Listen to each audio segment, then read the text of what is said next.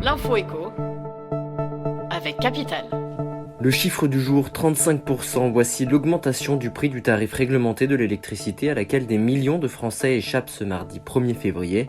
Le gouvernement s'est en effet engagé à limiter l'inflation à 4% en augmentant le volume d'électricité nucléaire vendue à prix réduit par EDF à ses concurrents et en diminuant les taxes. Grâce à ce bouclier tarifaire, la facture annuelle des Français ne devrait augmenter que de quelques dizaines d'euros, contre plusieurs centaines sans intervention de l'État.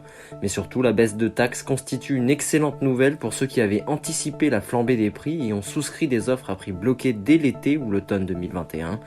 Leur facture annuelle devrait diminuer de 15% en moyenne. Plus d'informations sur capital.fr.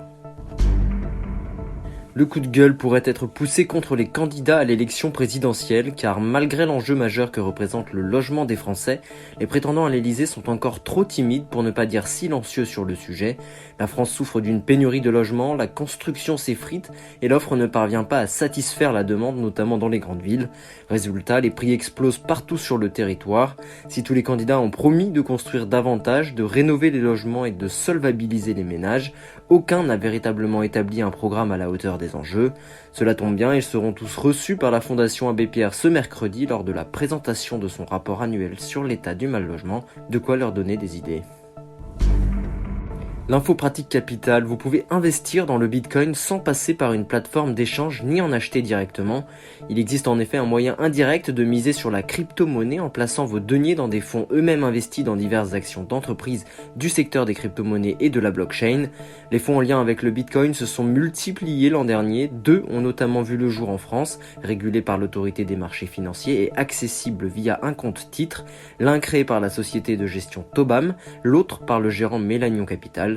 Ils sont composés d'actions d'entreprises, de minage, de plateformes d'échange, de sociétés développement des technologies en lien avec les crypto-monnaies et de groupes possédant du Bitcoin dans leur trésorerie.